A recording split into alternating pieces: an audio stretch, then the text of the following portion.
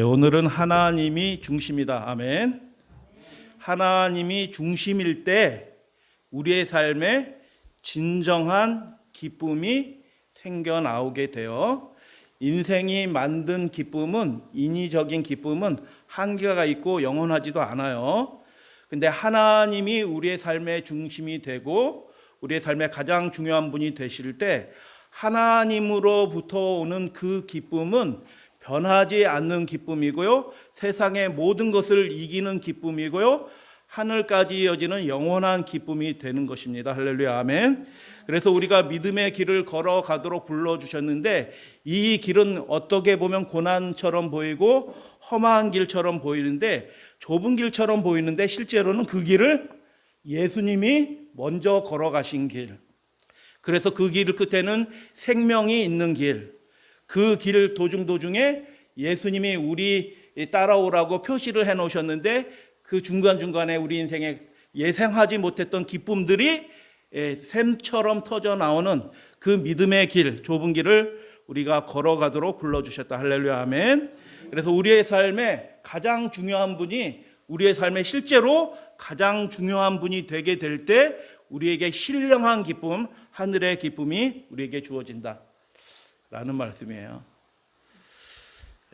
이제 설교 끝내도 되겠어요.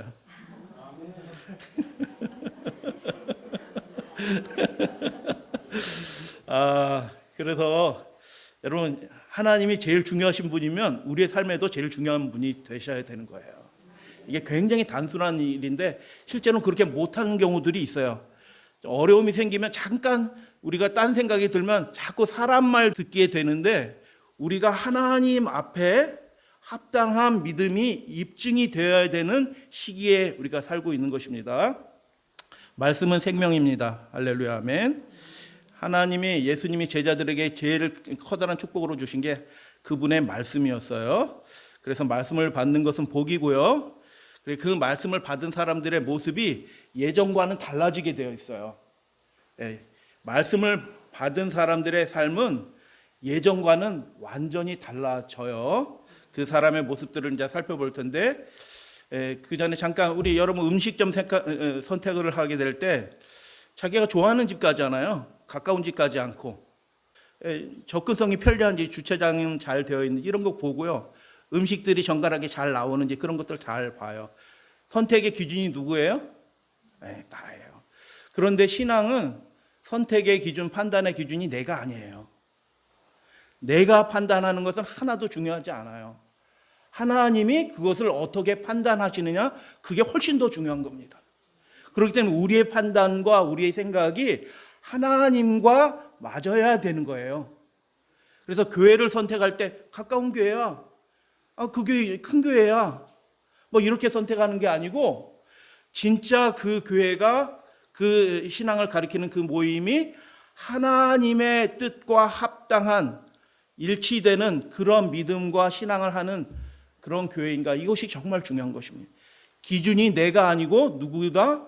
하나님이시다라는 것이에요. 마태복음 28장 19절 20절 말씀에, 이게 굉장히 유명한 말씀이죠. 그러므로 너희는 가서 모든 민족으로 제자를 삼아 아버지와 아들과 성령의 이름으로 침례를 베풀고, 제자로 삼아라니까 스스로 제자 되는 건 없어요. 제자로 만들어주고 이렇게 도와주셔야 되는 거예요. 그 일들을 하도록 우리가 먼저 부름을 받았어요. 우리가 그렇게 돕는 사람이 제자 되도록 우리가 도와주라, 이렇게 얘기하시는 거예요. 만들어라, 삼아, 만들어라는 뜻이에요. 침례를 베풀고 내가 너희에게 분부한 모든 것을 가르쳐 지키게 하라. 여러분, 예수님이 국가명령 적절히 순종하면서 살라, 이렇게 말씀하지 않으셨어요?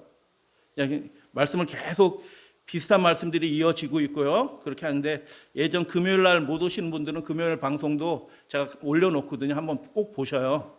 그래서 우리가 이 시대에 예수님께서 기대하시는 것들이 무엇인지 정확하게 알고 있어야 되죠. 내 생각으로 신앙하시면 안 되고요, 예수님께서 원하시는 신앙의 그 모습이 어떤 것인가를 생각을 해보시고 말씀을 통해서 확증하시고 맞추셔야 되는 거예요. 세상 끝날까지 너희와 항상 함께 있으리라, 예수님께서 그렇게 말씀하셨어요. 근데 예수님께서 이 말씀을 하고 이 명령을 받은 사람들의 모습이 어떠했는지 잠깐 살펴볼 거예요. 이 사람이 누구냐면은 바울이에요. 세상 끝까지 가서 아버지, 아들과 성령의 이름으로 침례를 주고 가르쳐 지키게 하고 제자를 삼는 일들을 하는데 자신의 모든 것을 드린 사람의 모습이에요. 그 말년이 어때요? 감옥을 끌려가서 로마에서 목베임을 당하여 죽는 것입니다. 여러분, 그래서 이 예수님의 말씀, 제자를 삼아 가르쳐 지키게, 침례를 주고 가르쳐 지키게 하라는 이 명령을 수행하는 데는 저절로 수행되는 건 아니다. 그 말씀을 받는 사람들은 이 세상하고 맞서서 싸우면서 그 일을 하는 거다. 쉽지 않다. 그 명령을 수행하기 위해서는 목숨까지도 내놓을 의지가 있는 사람들이 그런 이 명령을 수행하게 된다. 지금은 뭐 큰 도전이 아니었지만 2000년 전으로 돌아가면 이 명령을 수행하기 위해서는 자기 목숨을 내놓아야 되는 것입니다. 이게 신앙의 본질이고요. 하나님이 중심이 되게 될 때에만 그 명령을 수행할 수 있는 것입니다. 하나님이 중심이 되지 않고 우리 삶에 예수 그리스도께서 중심이 되지 않으면 이 명령을 그 누구도 할 마음도 안 생기고 할 수도 없어요. 근데 하나님이 중심이 되고 예수님이 우리의 삶의 가장 중요한 분이 되면 그 명령이 자신의 생명을 대가로 치르는 그 희생이 필요할지라도 그 일들을 하려는 마음이 그 마음 속에서 생겨나는 것입니다. 영적 아들이 있네요. 바울의 영적 아들이 누구죠? 여러분, 디모데가 어떻게 인생을 끝냈을까요? 에베소에서 순교했습니다. 디오클레시아누스 그 박해 때 그 아들도, 영적 아들 디모데도 순교한 것입니다. 그래서 이 명령을 수행하기 위해서 그들은 위험을 무릅쓰고 열심히 일하다가 수고하다가 순교하는 많은 그리스도의 제자들이 있었던 것입니다. 왜 그렇게 되었을까요? 하나님이 중요하고 그 인생에 예수님이 가장 중요한 분이기 때문에 이 세상에서는 어떻게 살든지 이 국가가 우리를 어떻게 판단하는지 그것은 하나도 중요하지 않아요. 여러분, 초기 로마 교회 시대 때 전염병 옮긴다고 덤태기 씌우고 핍박을 당하고 화형주에 달려서 불태움을 당하는 사람들이 있어요. 저 사람들 전염병 옮긴다 그리스도인들이에요. 그 로마 정부가 그리스도인들이 전염병 옮긴다 하고 덤태기 씌워가지고 십자가에 매달아서 화형주에 불태우고 그렇게 죽이고 그렇게 학살을 한 것입니다. 그래서 하나님의 말씀, 그분의 명령을 받은 교회의 특징이 있네요. 십계명 지킨다. 이것보다 훨씬 더 중요한 특징이 있는 것입니다. 예수님께서 요한복음 17장에 제자들에게 이렇게 말씀을 하셨어요. 내가 아버지의 말씀을, 누구의 말씀을? 하나님께서 전하라고 주신 그 말씀 그대로를 내가 그 제자들, 사랑하는 제자, 택한 제자들에게 주었사오매 세상이 어떻게 한다고요? 미워한다는 겁니다. 하나님의 말씀을 맡으면요, 세상과 항상 그런 건 아니지만 굉장히 중요한 부분에서 결정적으로 이런 일들이 벌어지는데 세상이 그 사람을 미워하는 일들을 생겨나는 것입니다. 제자들이 미움받는 것입니다. 배척받는 것입니다. 핍박을 받는 것입니다. 감옥에 들어가는 것입니다. 줄이는 것입니다. 목마른 것입니다. 마태복음 25장에 나오는 그 양과 염소의 그 상황이 제자들의 상황입니다. 같이 읽겠습니다. 심지어 시작. 심지어 부모와 형제와 친척과 벗이 너를 넘겨주어 너희 중 몇을 죽이게 하겠고 또 너희가 내 이름으로 말미암아 모든 사람에게 미움을 받을 것이나 너희 머리털 하나도 상하지 아니하리라. 하나님께서 그 영혼을 완전하게 지켜줄 것이다. 모든 사람에게 예수님의 이름을 믿고 그분의 하나님 아버지의 말씀과 계명에 따라 순종하면서 살게 되면 결국 이렇게 되는 것입니다. 미움받게 되는 것이에요. 그래서 여러분, 하나님의 뜻대로 말씀을 받는다라는 것은 그 전 존재가 하나님이 삶의 중심이 된다라는 의미예요. 하나님이 가장 중요하신 분이 된다라는 뜻이에요. 하나님의 말씀을 받는다는 건요. 그러니까 말씀 받는 사건은 그 인생이 완전히 다른 사람이 된다라는 의미예요. 말씀이 우리 중심에 들어온다. 그것은 하나님이 우리 중심에 가장 중요한 분이 되신다는 뜻이에요. 하나님의 말씀이 우리 중심에 들어오게 되면 마귀가 그 사람을 미워하도록 그렇게 한다. 핍박을 한다. 어려움을 준다라는 것입니다. 예수님이 하나님의 아들이시면서도 고난을 받으셨어요. 왜 예수님이 하나님의 아들이신 분이 고난을 받으셨어요? 다 같이 읽겠습니다. 아버지께서 시작. 아버지께서 내게 하라고 주신 일을 내가 이루어 아버지를 이 세상에서 영화롭게 하여 사오니 이렇게 말씀하셨습니다.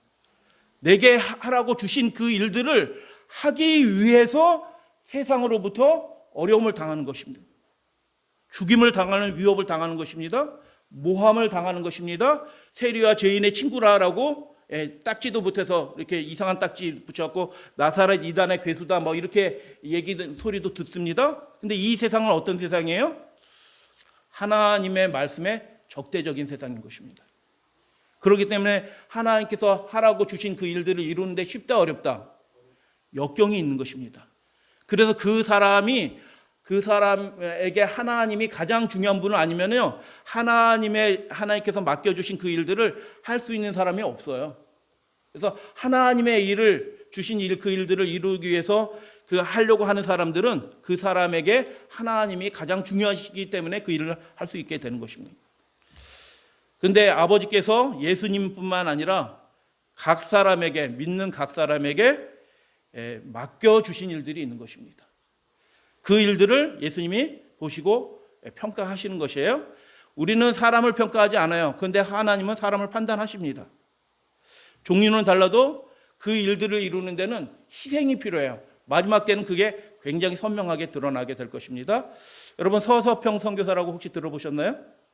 서서평 선교사, 우리나라에 온 선교사인데 잘 모르실 거예요.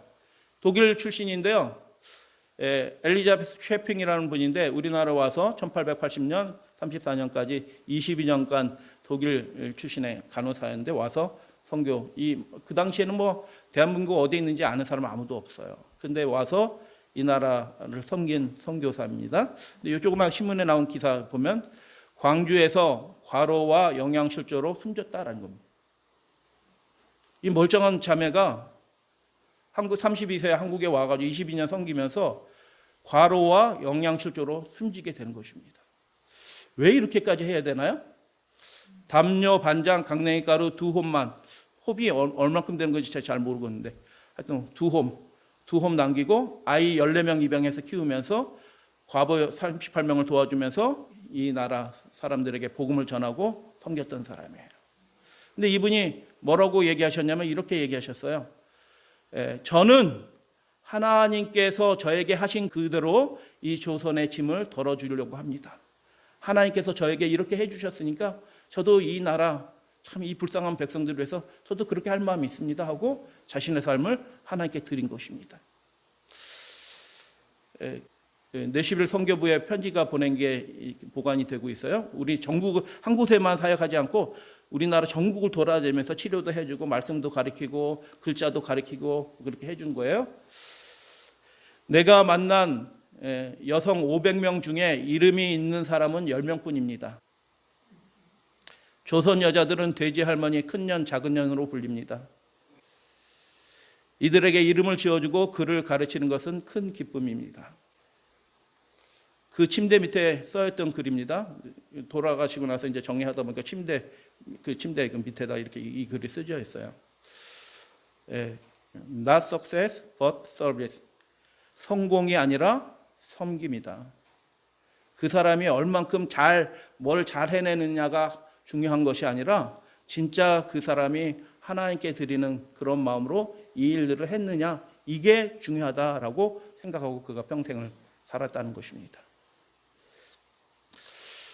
예수님께서 제자들에게 마지막으로 말씀하신 비유가 있네요. 예수님이 공생에 시작할 때 처음 전하는 기별과 마지막 전하는 기별은 내용들이 완전히 달라요.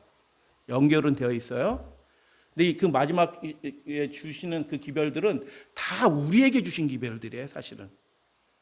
그 종말의 상황을 맞이하는 제자들을 어떻게 살아가야 될지를 그 제자들에게 주시는 말씀들. 그러니까 굉장히 중요한 말씀들이죠. 하나님이 중심된 사람이 어떤 사람인지 이 비유를 통해서 말씀하셨어요. 예수님이 가운데 계시네요. 바리새인들과 율법사들이 와서 둘러싸가지고 예수님을 막 시험하네요. 시험하는데 뭐라고 시험을 하냐 하면 가이사에게 세를 바치는 것이 옳으니까 그러니까 이 상황들이 예수님이 맞이하는 상황들이 제자들도 아무리 어리숙한 사람이고 둔한 사람이라도 예수님이 지금 맞이하고 있는 상황들이 적대적인 상황이라는 걸 다 예수님도 알고 제자들도 다 알아요.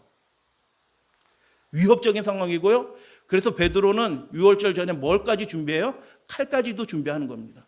무슨 일이 생길 것 같으니까. 굉장히 위협적인 상황에 노출이 되어 있고 제자들도 예수님은 그런 적대적인 상황에 놓일 것을 예수님은 아신 겁니다. 그리고 그 상황이 그렇게 될 줄 아시고 제자들에게 너희는 이렇게 살라라고 말씀하시는 비유인데 그렇게 못 살아요, 모든 사람들은. 근데 정말 하나님이 중요한 사람은 그렇게 살 수 있는 것입니다. 그래서 그게 누가복음 19장에 문화의 비유예요. 달란트의 비유하고 내용이 완전히 달라요. 비슷한 구조는 비슷한데 문화의 비유하고 달란트의 비유는 그 내용의 그 포커스가 완전히 달라요. 잠깐 보도록 하겠습니다. 그들이 이 말씀을 듣고 있을 때 비유를 더하여 말씀하시니 이는 자기가 예루살렘 가까이 오셨고 그들은 제자들이에요. 하나님의 나라가 당장 이루어질 줄 알고 막 들떠 있는 것입니다. 근데 그때 예수님께서 제자들에게 이미 힌트를 주셨는데 무슨 뜻인지 못 알아들은 거예요. 그 당시 제자들은. 근데 나중에 제자들이 그 말씀을 알고 그렇지라고 기록을 해놓은 거예요. 이르시되 어떤 귀인이 누구예요? 예수님이에요. 왕위를 받아 가지려고 오려고 먼 나라로 갈 때 예수님이 죽으시고 승천하셔서 하늘로 올라서 대제사장으로 즉위하시고 그래서 왕권을 가지시고 다시 오셔요. 마태복음 25장이면 자기 영광으로 오신다고 하셨어요. 그래서 먼 나라로 가신다라고 했는데 예수님이 하늘로 올라가실 것을 이미 말씀하시는 거예요. 이해가 되시나요? 어떤 귀인은 예수 그리스도예요. 왕위를 받아 하늘로 올라가셔서 즉위하시고 다시 오실 때는 그 왕으로 오시는 것입니다.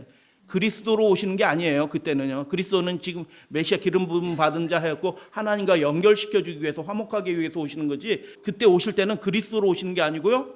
왕으로 오시는 것입니다. 먼 나라로 갔다. 예수님의 승천을 나타내는 말씀이에요. 그 종 열을 불러. 몇 사람을 불러? 열을 불러라고 얘기했는데 열이란 게 뭐냐면 하나님을 믿는 예수님을 믿는다라고 얘기하는 모든 사람을 통칭하기 위해서 예수님이 제자 열을 불렀다라고 얘기합니다. 제외된 사람은 아무도 없다. 누구든지 다 예수님 안에서 이런 삶을 살도록 부름을 받았다. 종열. 저는 거기에 안 속한 것 같아요. 그런 사람 없어요. 어떤 사람은 그래서 모든 신자들을 다 불러서 은하 열 문화를 한 문화씩 주면서 예수님께서 뭐라고 말씀하셨냐면 내가 돌아올 때까지. 예수님이 돌아오시나요? 이게 막연한 것처럼 느껴지면요, 우리가 각성해야 되는 겁니다. 돌아오실 때가 다 된 겁니다. 내년에 오실 수도 있어요.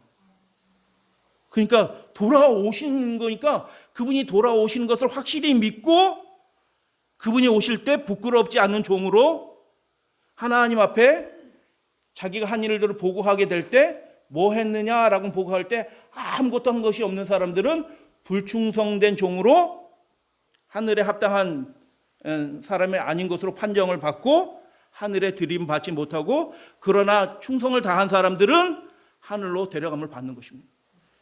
그리스도인이라고 교회에 다닌다고 자동으로 하늘로 들어가는 것이 아니고 그 종열을 불러 그분이 주인이라고 고백하는 종열을 모든 그리스도인을 불러서 다 확인하신다. 그 개인의 생애를.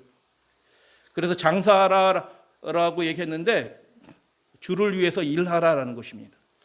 근데 주를 위해서 일하라라 하는 상황이 14절에 보면 그런데 그 백성이 그를 어떻게 했대요?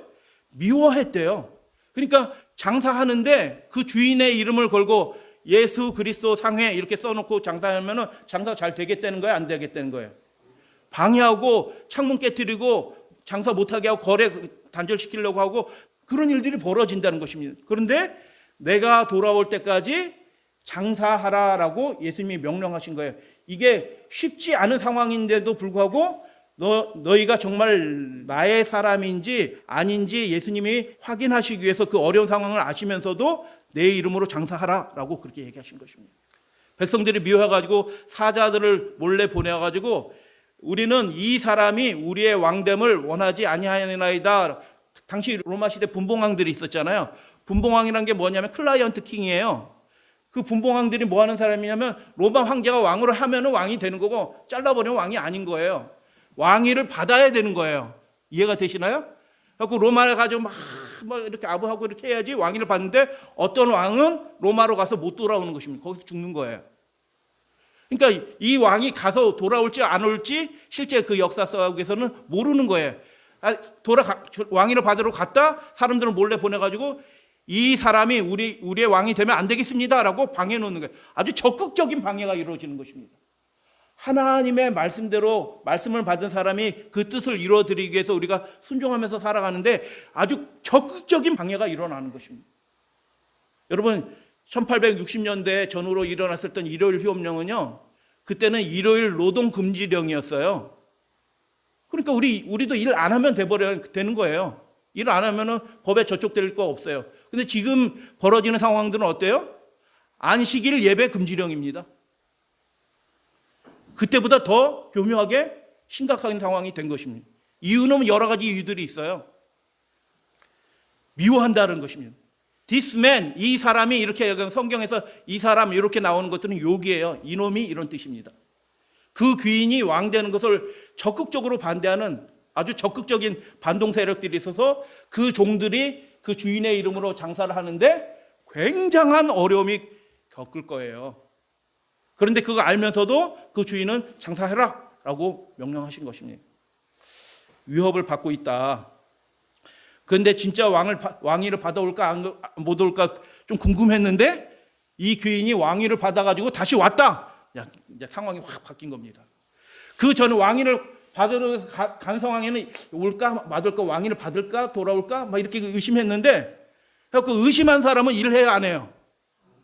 못하는 겁니다. 왜냐하면 자기 목숨도 유롭고 힘들고 동네 사람들한테 미움받고, 그러니까 내가 그 주인에게 속한 사람인 걸 드러내지 않고 조용히 사는 겁니다. 한문 안을 수건에 감춰뒀다가 이렇게 있다가 생각 못했는데 진짜 귀인이 왕이 받아가지고 왔네. 다 결산하는데 와서 이렇게 수건에 싸서 내드린 것입니다. 하늘의 부적합 바, 그 주인의 사람이 아니라는 것이 드러나는 것입니다. 그런데 귀인이 왕위를 받아가지고 돌아와서 은화를 준 종들을 다 불러 모읍니다. 우리가 하나님 앞에서 회개를 하는 것, 결산하는 것입니다. 이 말씀이 굉장히 중요한 거예요. 그래서 마태복음의 내용하고 완전히 내용이 달라요. 어떻게 장사하였는지 알고자 하여 그들을 불렀다는 것입니다. 여러분, 그 귀인이 왕위를 받아가지고 귀인이 뭘 확인하려고 했던 거예요? 장사 얼마나 잘했는가를 확인하려고 했던 거예요? 아니에요. 이 원어도 그런 뜻이에요. 디아프라그마 디오마이. 그가 성과를 얼만큼 냈느냐가 이게 중요한 게 아니고요. 얼만큼 시도를 열심히 했느냐, 그것을 보려고 한 것입니다. 장부에 출납장부가 있는데 한문화 받아 수건에 감춰준 사람은 출납장부에 아무것도 없어요. 입금, 한문화, 거래 장부가 없어요. 근데 충성된 종들은 어떻게 해요? 맡기셨으니 내가 반대를 받고 위협을 받지만 내 장사하는데 뭐 거래하고 들어갔다 나갔다 손해도 봤다 이익 봤다 손해 봤다 이익 봤다 이런 장부가 쭉 요게 프라그마 듀마이란 말이 있지만 그 장부를 검색했다는 거예요. 얼만큼 돈 남겨놨느냐가 주인이 궁금한 게 아니에요. 우리가 얼만큼 재능이 있어서 하나님께 큰 충성을 했네, 그게 중요한 게 아니고 그가 정말 예수님의 명령을 받아서 반대를 받으면서도 그것을 이루기 위해서 얼만큼 많은 시도들을 했느냐. 그래서 여러분, 우리 신앙생활 하는 데는 반대가 있습니다. 국가가 반대하고요, 주변 사람들이 다 싫어합니다. 계명을 지키는 데는요 굉장한 모험이 필요합니다. 주님께 충성을 다하는 데는 어려움도 있어요.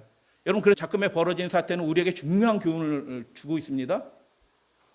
예수님이 우리에게 예방주사 주시려고 이미 이런 일들을 경험하도록 이렇게 허락하신 것 같아요. 그래가지고 정말 하나님께 속한 사람들은요 장사하는 사람입니다. 반대를 걷고 위험해요.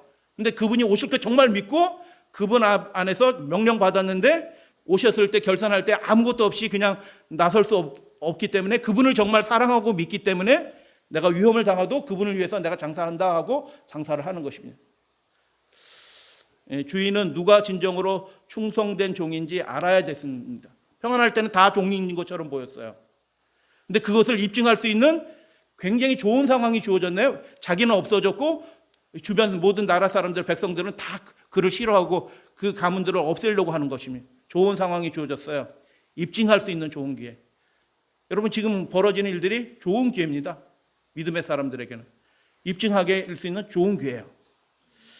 위기는 이렇게 어려움이 오고 역경이 오잖아요. 위기는 그 사람의 재능이 아니라 충성심을 드러냅니다.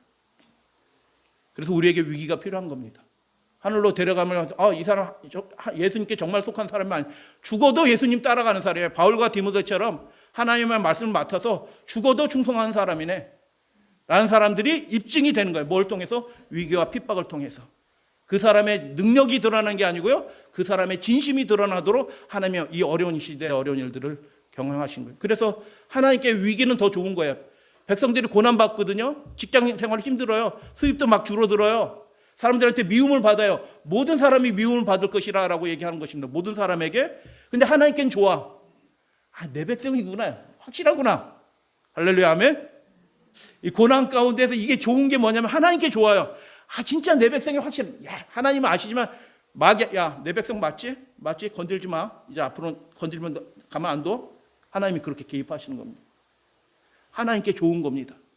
우리에게도 좋아요. 그래서 위기와 핍박과 환난은 예수님이 이 문화의 비유로 그런 이유를 주신 것입니다. 가짜 복음과 진짜 복음이 있네요.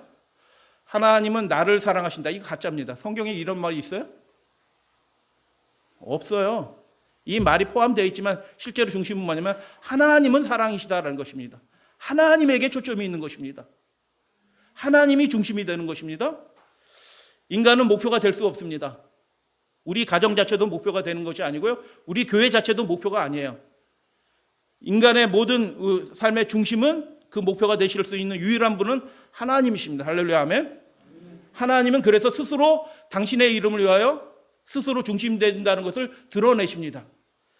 바벨론 시대 때, 구약 시대 바벨론 시대 때도 하나님이 내가 세상의 중심이다라는 것을 드러내셨던 것처럼 마지막 시대에도, 이 위기 순간에도 내가 세상의 주인이다라는 것을 하나님이 드러내실 거예요. 누구를 통해서 드러내셔요? 하나님께 충성된 그 연약한 자들, 반대를 받고 미움을 받는 그 사람들을 통하여 하나님이 주인 되심을 드러내시는 것입니다. 하나님이 중심이신 것입니다. 그 이름을 위하여 일하는 자들과 함께 하실 것입니다. 내가 아니라 하나님이 세상의 중심입니다.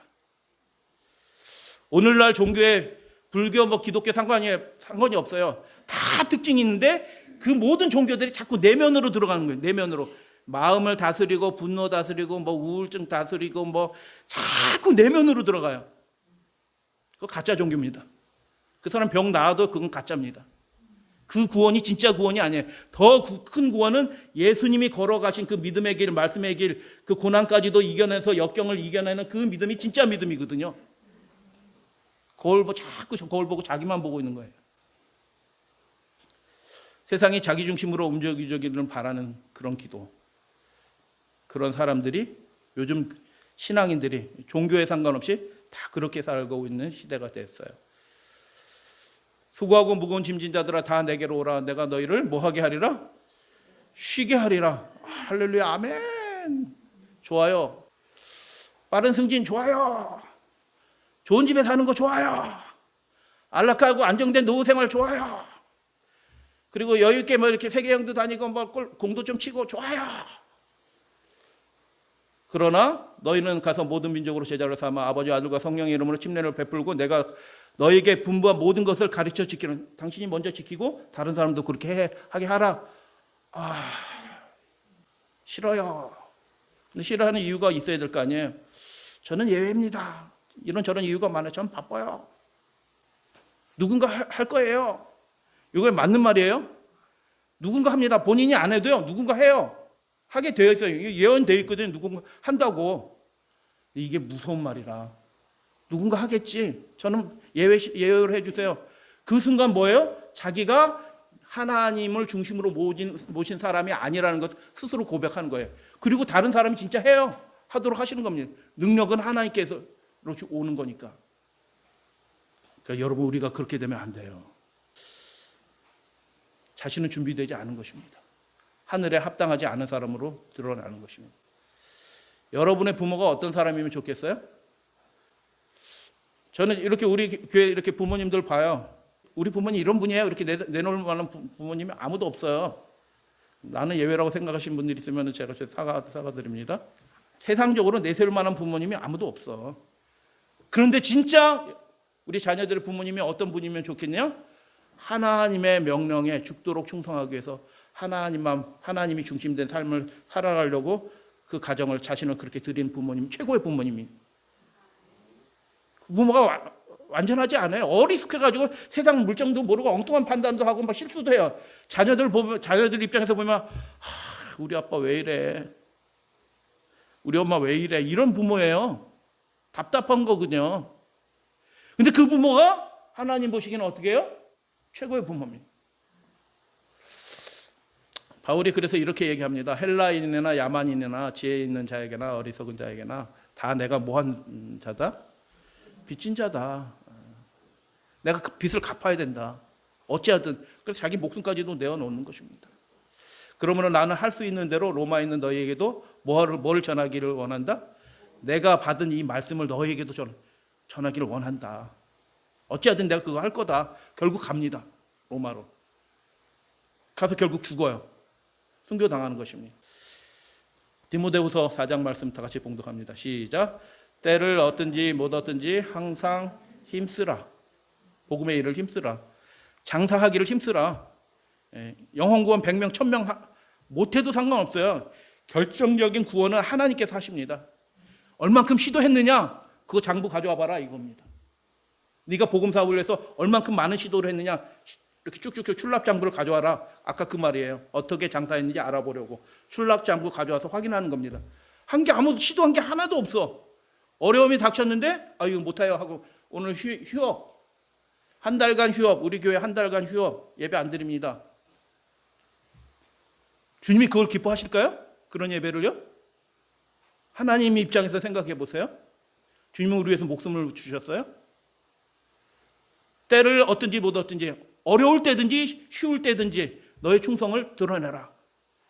때를 얻든지 못 얻든지 영어로 어떻게 될까요? 때를 얻든지 못 얻든지 영어로 In season, out of season이에요. 시즌이든지 비시즌이든지 그것과 상관없이 어려울 때든지 그렇지 않든지 상관없이 장사하기를 힘써라. 너의 충성을 보여라. 하나님이 세상의 중심이십니다. 하나님이 그것을 드러내실 것입니다. 그것이 하나님의 선교예요. 하나님의 선교. 하나님이 그 일들을 하셔요. 미시오 데이. 하나님이 그 일들 자기 이름을 드러내신다니까요.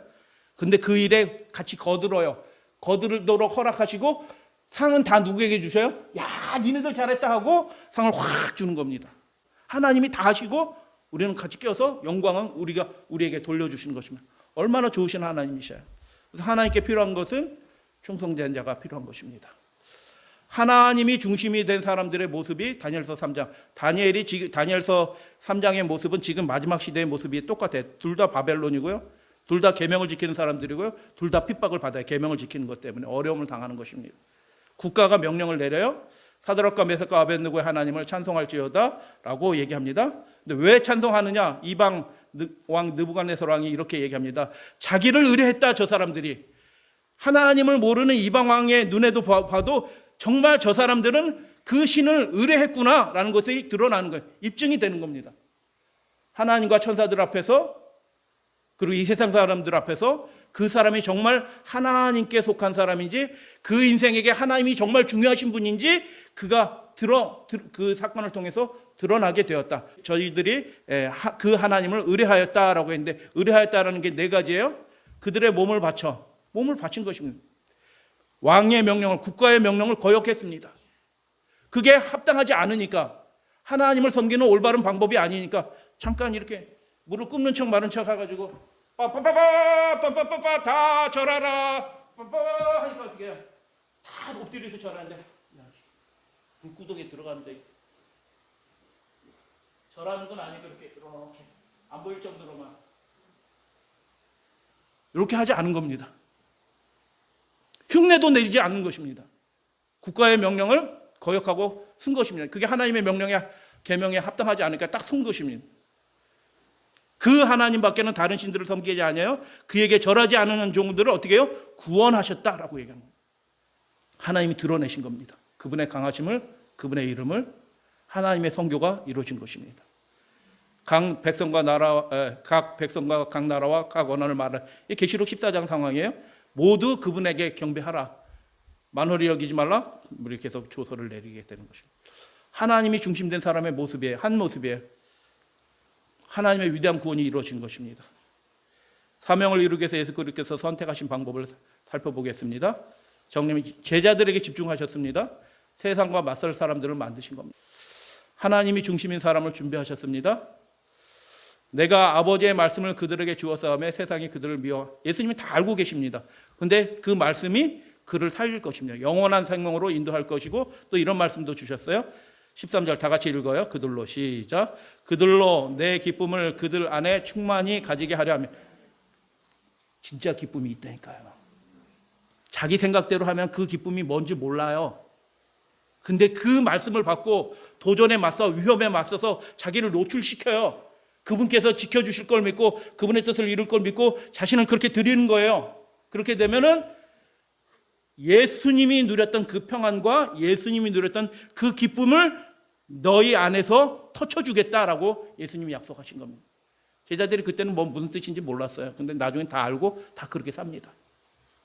그들도 진리로 거룩함을 얻게 하렵니다. 그래서 거룩해지는 건 어떻게 거룩해져요?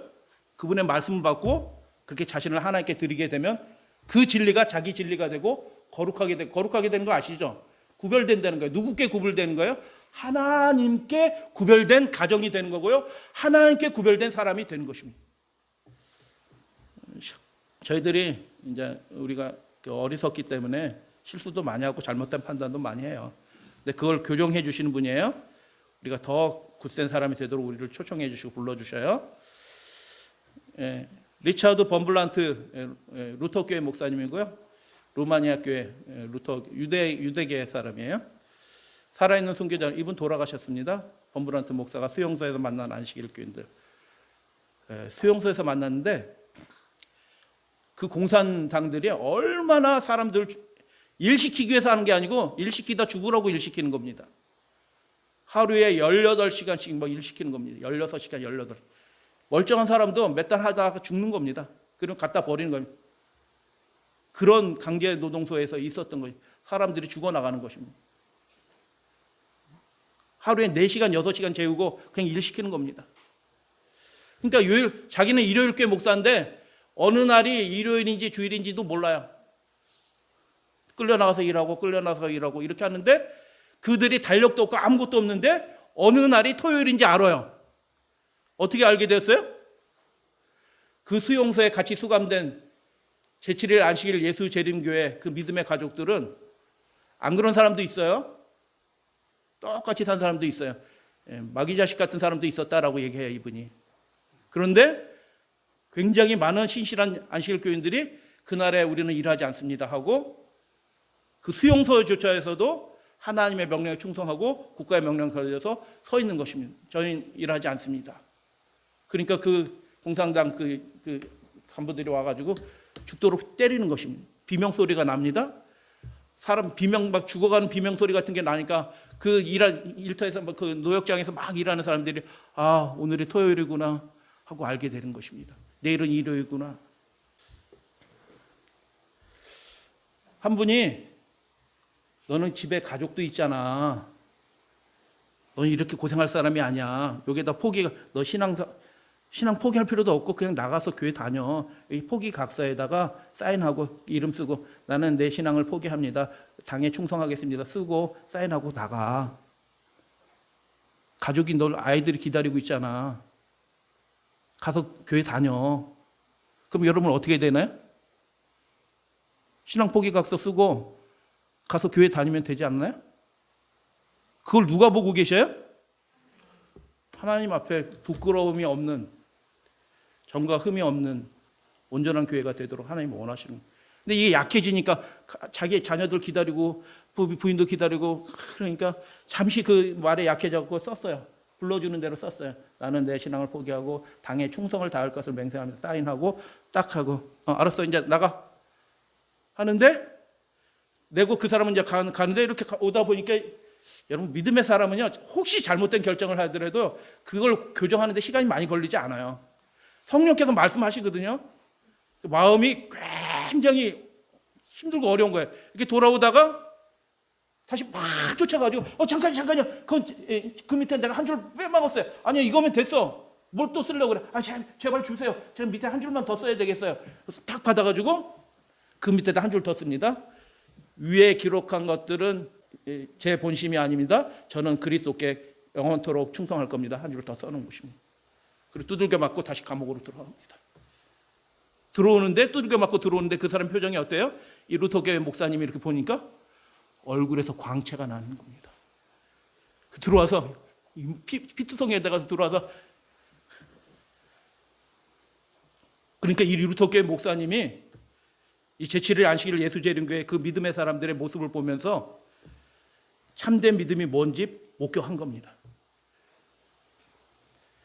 그래가지고 이분이 너무 그 안식일 교인들의 모습, 그들이 감옥에서요 돼지 비계덩어리 요만큼 하나 들어가지고 스프라고 해서 주는 거예요. 이제 먹고 살기 위해서니까 그거라도 영양 섭취를 좀 해야 되지 않나요? 18시간 일하니까. 그럼 어차피 그거 주님께서 다 이해하시고 먹고 힘내야 되는 거 아니에요? 살기 위해서? 안 먹습니다. 그리고 다른 사람들 다 주고 빵 나눠주는 거, 이만큼 나눠주면 조금 나눠주는데 이만큼 나눠준 거를 그걸 10분의 1씩 떼요. 그리고 안식일 날 다른 사람들한테 모아놨던 그 빵을 11초처럼 모아놨던 그 빵 조금씩 떼는 걸 다른 그 수용소 사람들한테 드려요. 그 모습을 보면서 이 루터교회 목사님이 새로운 세계를 본 것입니다. 진짜 믿음의 세계를 본 겁니다. 그래갖고 결국 죽어요. 이분이 해방이 되고 다 이런 된 다음에 그 가정을 물어서 찾아가가지고 그 집에 가서 딱 만났어요. 아버지가 못 돌아왔고 그 수용소에서 죽은 거거든요. 그래갖고 그 아들이 있더라고요. 요만한 10살인가 뭐 8살이었던가 그랬던 것 같아요. 수용소에 뭐라고 얘기하냐면 정말 아버지는 이렇게 훌륭한 분이셨어요 하면서 너도 아빠처럼 이렇게 훌륭한 그리스도인이 되라라고 그렇게 말했어요. 그러니까 그 8살, 10살짜리 되는 그 어린아이의 입에서 뭐라고 얘기가 나왔을까요? 아니요. 저는 아빠처럼 순교자가 될 거예요. 그렇게 얘기하는 겁니다. 주님께서 원하신 것은 그분처럼 생각하고 그분처럼 사랑하고 그분만 바라보고 그분처럼 가르치고 그분처럼 섬기는 그런 자질을 가진 소수면 충분한 겁니다. 그 작은 무리의 심령을 혁명적으로 변화시켜서 온 세상을 충분히 뒤바꾸실 수 있는 분이 살아계십니다. 그래서 진정한 혁명은 변화는 하나님이 유일한 통치자 명령자로 그 사람의 중심에 딱 있으면 하나님은 모든 문제를 다 해결하실 수 있어요. 사도행전 13장 말씀 읽습니다. 제자들은 시작. 제자들은 기쁨과 성령이 충만하니라. 할렐루야 아멘. 이게 지금 어떤 상황인 줄 아십니까? 박해받는 상황이에요. 근데 그들이 어땠더라고요? 신났다는 겁니다. 전혀 다른 기쁨이 하늘로부터 막 주어지고 있는 것입니다. 근데 그 사람들이 말씀을 그렇게 받았기 때문에 그 말씀과 함께 뭐가 그 속에서 살아 역사 움직여요? 그 교회를 통하여 성령이 살아계신 것입니다. 또 읽습니다. 시작. 우리의 모든 환난 가운데서도 위로가 가득하고 할렐루야 아멘. 기쁨이 넘치는도다 아멘. 그렇게 됩니다. 여러분 그래서 우리가 예전의 일들을 생각하실 필요도 없고 예전에 실수한 거 생각할 필요도 없어요. 주님은 우리에게 이런 기쁨을 주실 것입니다. 이런 위로를 주실 것입니다. 성령의 충만함을 우리에게 허락하실 것입니다. 우리가 세상을 이기는 사람이 될 것입니다. 국가가 무슨 일을 어떤 명령을 벌여도 그게 하나님의 계명에 하나님 보시기에 합당하지 않으면 우리는 주님 명령대로 살다가 주님 명령대로 주님 안에서 우리가 각오가 되어 있는 사람들로 우리를 불러주신 줄로 믿습니다. 위로가 가득하고 기쁨이 넘치게 될 것입니다. 기쁨과 성령으로 충만한 사람은 위로가 가득하고 그 기쁨이 넘치는 사람들은 그리고 복음의 사업을 마치는 데 쓰임을 받는 사람들은 어떤 사람들이냐면 그의 소원이 변화된 사람이고요. 주가 주신 말씀 그대로 말씀을 받는 사람들이고요. 하나님의 우리의 삶의 중심인 사람입니다. 그들이 충만한 기쁨, 예수님의 기쁨을 갖게 될 것이다. 성령의 능력들이 그들을 통해서 나타날 것이다. 우리가 주 앞에 주님이 우리의 삶의 가장 중요한 분이 되시면 그 사람이 가장 복된 사람이다. 요한계시록 4장 5장에는 하늘 찬양대, 그 장엄한 찬양대, 이 세상에서는 도무지 상상할 수도 없는 장엄한 찬양대가 그 보좌를 중심으로 해서 내 생물과 24장로 천사들 피조물들이 쫙 찬양하는 장면, 감히 인생은 흉내낼 수 없는 그 엄숙하고 장엄한 장면을 보여주시는데 그 장면을 더 자세히 보여주시네요. 7장에 보면 아무도 셀 수 없는 큰 무리가 나와 흰 옷을 입고 손에 종려가지를 들고 어디에 있대요? 그 사람들이 하나님이 계신 보좌 앞에, 어린 양 앞에 나온다는 겁니다. 일로 나오세요. 충성된 주님의 종들이셔, 일로 나오세요. 그래서 여기는 일반 찬양이 나오는데 7장에서는 다른 모습이 나와요. 흰 옷을 입었다는 거 이미 말씀드렸어요. 그들이 순종했다라는 뜻이에요. 종려가지를 들었다는 게 무슨 뜻이에요? 그들이 승리했다라는 뜻입니다. 말씀에 자신의 삶을 다 맡겼기 때문에 순종한 거죠. 그것 때문에 승리한 것입니다. 14장에 그 모습을 더 자세히 설명해요. 그와 함께, 예수님과 함께 예수님 옆에 서는 것입니다. 내 생물 24장 천사들, 피조물, 타락하지 않는 천사들과 우주거민들이 다 있는데 그 타락했던 죄인들, 이 세상에서 고난받았던 죄인들인데 근데 어떻게 해요? 구원함을 받고 충성을 다하는 그 사람들이 어디로 부름을 받아요? 그 천사들, 피조물들, 사람들을 다 앞에 두고 그 앞으로 부름 받아서 하나님이, 예수님이 직접 환영해 주신 거죠. 잘 오셨어요. 예수님과 함께 14만 4천이 보좌 앞과 내 생물과 장로들 앞에서, 그러니까 앞쪽이에요. 내 생물들이 그 앞쪽으로 부름을 받은 것입니다. 할렐루야, 아멘. 인생, 이 세상에서 누릴 수 있는 영화는 이 영화에 아무것도 비교할 데가 없을 것입니다. 그래서 7장의 보좌의 모습은 달라요. 14장과 같이 그 앞에 서 있는 것입니다. 이 노랗게 치여 있는 분이 하나님의 통치의 보좌를 붙들고 있는 그 대예요, 대. 불이 섞인 유리 바다와 같은 그 대거든요. 그 어마무시한 장엄한 자리 앞으로 부름을 받는 것입니다. 계시록 15장에 또 내가 보니 불이 섞인 유리 바다와 같은 것이 있고 짐승과 그 우상과 그 이름의 수를 이기고 국가 명령에 굴복하지 않은 것입니다. 이기고 벗어난 자들이 유리 바다 가야 하는데 원문을 살펴보면 위에요. 유리 바다 위에서 그 대 앞으로 부름을 받은 것입니다. 하늘엔 바다가 없어요. 그 바다가 아니에요. 보좌의 통치자 앞으로 일로 등단하세요. 충성을 다하신 분들 일로 등단하세요. 하고 거기서 그 모든 사람들 앞에서 하나님을 찬양하는 것입니다. 이긴 자들이 그렇게 되는 것입니다. 이기도록 하나님 그렇게 해주시는 것입니다. 그들이 어떻게 유리 바다 위에 보좌 앞에 서게 됐는가? 하나님이 인도해 주신 것입니다. 그들이 어떻게 짐승과 그 우상을 이기게 되었습니까? 이기도록 해주신 것입니다. 결정적인 거 어떻게 해요? 우리가 하나님의 말씀에 충동되기로 선택하고 그 앞에 서게 되면 하나님이 그렇게 해주신 것입니다. 그들은 예수의 기쁨이 넘칩니다. 영원한 기쁨 가운데로 나아가겠습니다. 보좌 앞으로 나가게 된 것입니다. 나를 존중히 여기는 자를 내가 존중히 여기고 나를 멸시하는 자를 내가 경멸하리라. 하나님을 존중히 여기고 그분의 말씀을 존중히 여기는 그 사람을 하나님께서 높이실 것입니다.